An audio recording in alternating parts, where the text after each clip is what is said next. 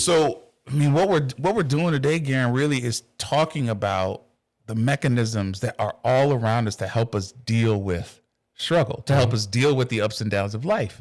And yes, it is normalizing, but it starts with the choice. It starts with the choice. Nothing we've talked about today is automatic. Yeah. It started with the choice, right? And you know, if Gerren had never opened up to me, if I had never opened up to him, we wouldn't be here right now. We would have missed all of the memories that we've had along the way. And go ahead. Yeah. Jump in.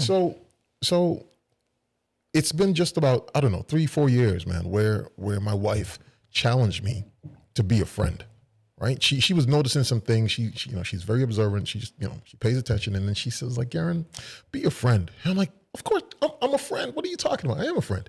She's just like, be a friend, Gerren, right? Ask some of your friends who, you know, around you, who's their friends. So I began to do that. Now, granted, James, you and I, we've been traveling, right? We've been traveling. Yep. I reached out to one of my buddies, his name was Curtis, and I asked him, like, yo, who do you talk to when things are, like, you're going through some stuff? And he's like, it was an odd question, right? Another dude asked him, who do you talk to, right? But he said, my brother, you know, sometimes I speak to another friend of mine, but nothing really deep. I'm like, okay. Wife says, be a friend. So I started engaging, right, with him, sharing some things with him. He wouldn't share back. I share some more. He wouldn't share back. Then he would trickle out a little something. And my wife said, be a friend. So I kept sharing some more and like asking him and, yo, hey, and we started to talk a little bit. Now this goes to the bike conversation. Yep. So I got into mountain biking. I'm a risk taker. I need a little excitement in my life. So I'm winding through trees, almost crashing and stuff like that, right? And I extended it to Curtis. I'm like, hey, listen, this is what I do on the weekends. I will rent you a bike if you want to come out and try it out. No expectations. I did a couple times with him, and he bought a bike. Now we're out there riding. Now he and I are riding now. We're building on our new friendship. I knew Curtis since kindergarten, but my wife said, be a friend. So I know that there's a different gear that she wanted me to kick in. I'm doing that thing. And now you, James sees Curtis and I out there riding bikes. And he's like, hey, like, what's that thing y'all doing over there? And then you hit us with I don't want to mess up what you guys got going on. Like, what are you talking about, right? And James and I, we travel together, right? But this level of intimacy, I would say, right? We're doing this thing. And then James is like on the outside, he's like, what's that? You're like, dude, I'll rent you a bike. You can come out and check it out. We did. You bought a bike. I did. Now all three of us out there riding bikes, right? And now we're developing a deeper friendship, like in real time. Yep. So to James's point where he says like, all of this is a choice. It is absolutely a choice. You got to make a decision, man. Like, yo, what do I want to do? Yep. Absolutely, man. So high, low, friendship, brotherhood, community helps. And I want to repeat this again. It helps us get out of ourself. It helps us have something to contribute to. So much of the depression, when I've had it in the past, has been because I have just allowed myself to lock in and be only internal and not spend enough time focusing on others or contributing to a community. And that's why it's so important. You know, one of the things I want to talk about here, because, you know, when you hear friendship, brotherhood, community, so much of it at times can feel like it's, you know, I'm looking for only people I get along with. I'm looking for only people who think the way I do. So we, this wasn't that long ago. Gerren was having, I don't know, it was a birthday party for one of the girls, but it was an event. All right. Event at the Sprauves. And, hope I don't get in trouble for telling the story. Oh man. Go for it. And, so we're there talking, chatting like we normally do.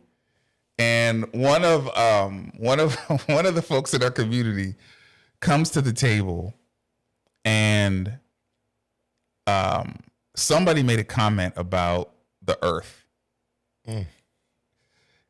somebody made a comment about the Earth, and it hinted that the Earth was round.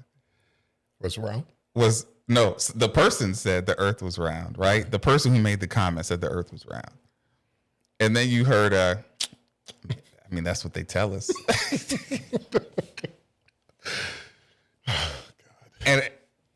And everybody at the table said, "Say what?"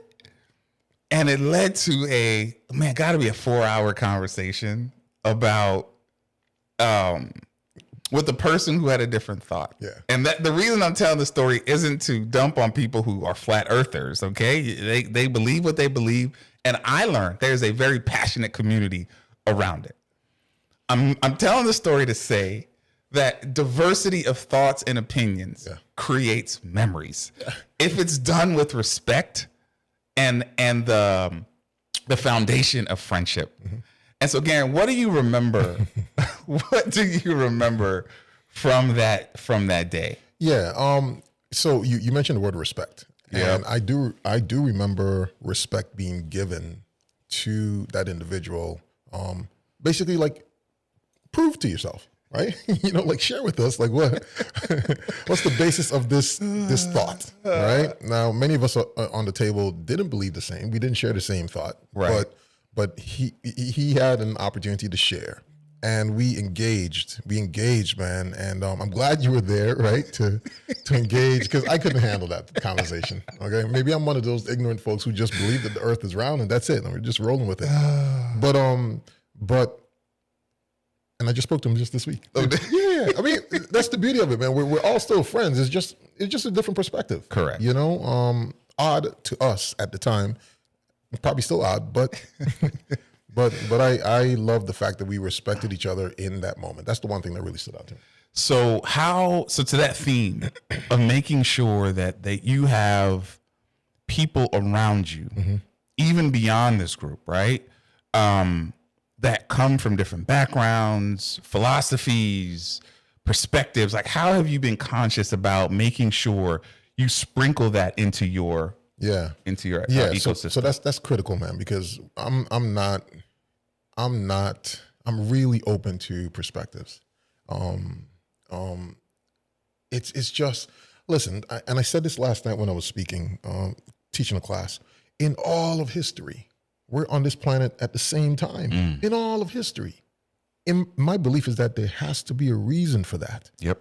Right? And if I also believe that God has shared a little bit of himself in each and every one of us, where none of us has the whole, like, we're supposed to connect, we're supposed to talk, and then kind of learn these different perspectives. Yep. I struggle, man, with people who just want to live in a community where they all think the same, look the same. Like, I struggle with that, man, because that's so boring. What else is there out there in this earth, man? Like, we can go outside and look at all the trees and the flowers and all of these things and see the diversity that has been created for us. Now we're humans, created beings. Like, we are going to be diverse. We should interact with each other and learn from each other, Yeah, I mean, again, the community we live in, very diverse. And it's a choice. Right. So I think that's probably the foundation of this whole conversation is the beauty of what we've talked about, right? The stories that we've told and the many more we've not told only comes about because we decided to make a choice. Yeah. And this last kind of part of the conversation where we are talking about the diversity of thought, it adds the seasoning to make sure that we are seeing life and people in the appropriate way. It's not a political statement, but we're better together. The more we learn and understand each other, the better we are. I think this group knows I travel a ton, and I've gotten a chance to experience cultures around the world. And I will tell you, on top of the friendships I have here, I have equally valuable friendships overseas. And what I've learned about myself, the way I see myself, the way I see the blessings of the community I live in, even in my struggles per se, right? I see and I have the perspective that, man, it could be so much worse or different. And it has added a richness to my life that cannot be replaced. But it was because of a choice. I chose to make, these other countries a part of my life when I was in the corporate world, and now that I'm not in that world anymore. I still made a choice to make that a part of my life because it's added to my life.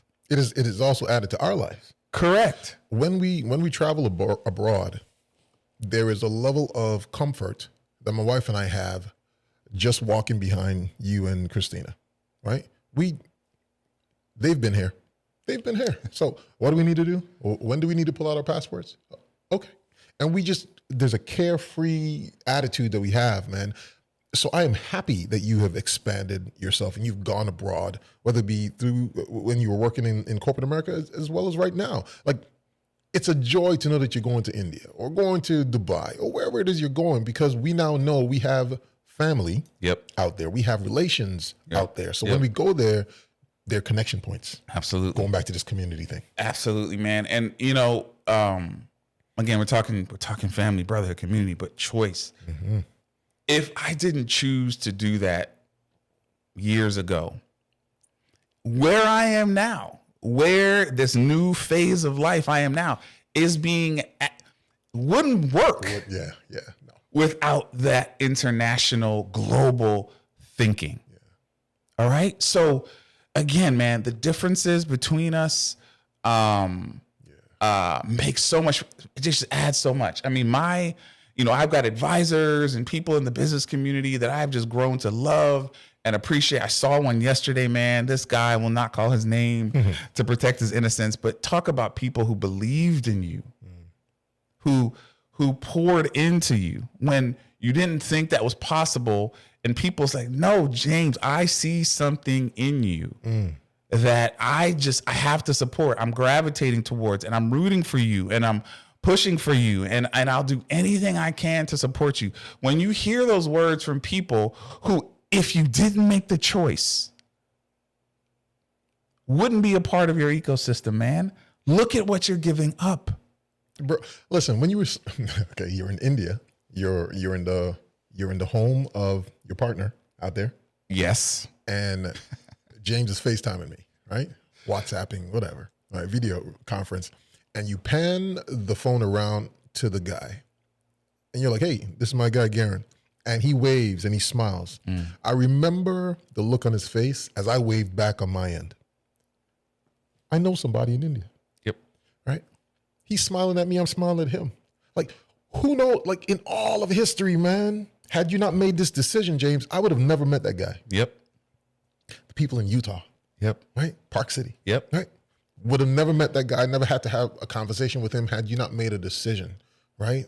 We've had friends from that same circle that we talked about earlier, man, who have like gone on and spread their wings. And every time they left, there was a celebration. Yep.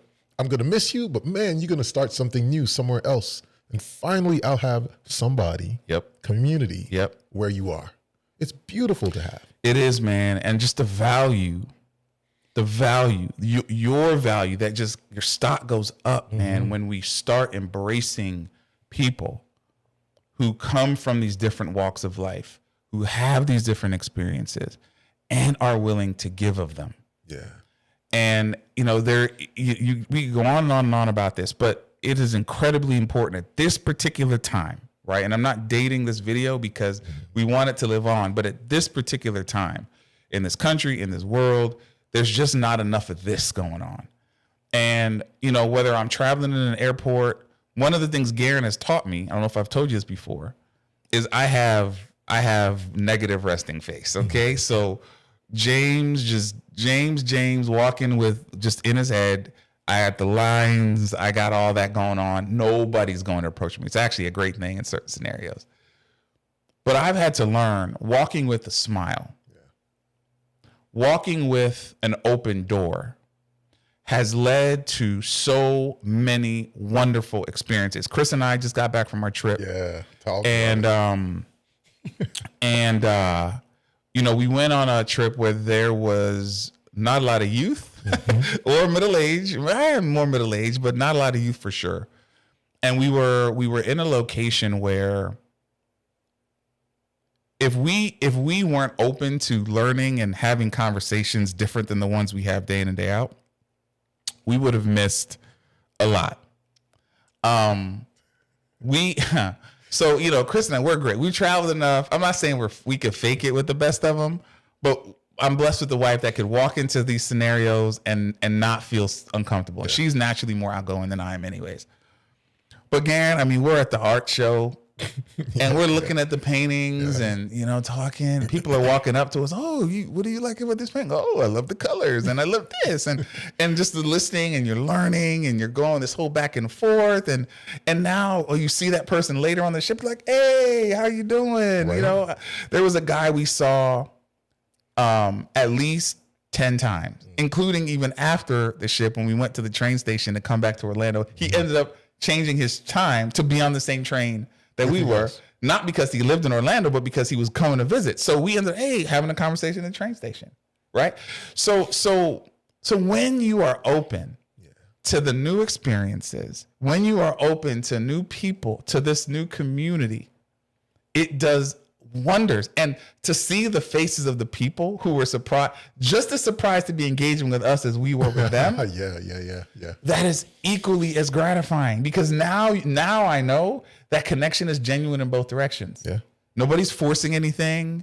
We don't have to be around each other. They two are making a choice. We're choosing in this moment to engage. We're choosing in this moment to laugh. We're choosing in this moment to enjoy the moment. We may never see each other again. It's not required. What is required is the stamp that person left on us. The things they shared with us are now permanently a part of who I am. And I can sit here in this conversation and share with you those experiences because I was open enough to have them. 1,000%. I remember you making the call and saying like, yo, Gerren, I'm having conversations with people over here. And I'm like, bro, you're in a different phase of life. Different phase of life. Even on the train, this brother is taking a picture of he and his wife and posting it. Yeah, that was big. That was big. Unheard of. And may not be heard of again. So don't get used to that. But I have learned, man, that phases of life, what they require of us, and who is with us on those journeys is so critical. But the most important thing is you make the choice.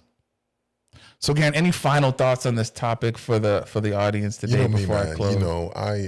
We talk about it. I don't do the summaries. This is James. But this has been great, man. This is really important. One thing I will say, yesterday, I didn't share this with you. I got reprimanded by one of my subs. And the reason why I'm sharing this is when we talk about not made to grow alone or even diversity of thought. One of my subs reached out to me because of some of the things that we're going through. I got laser focused on the problem and I was trying to solve the problem.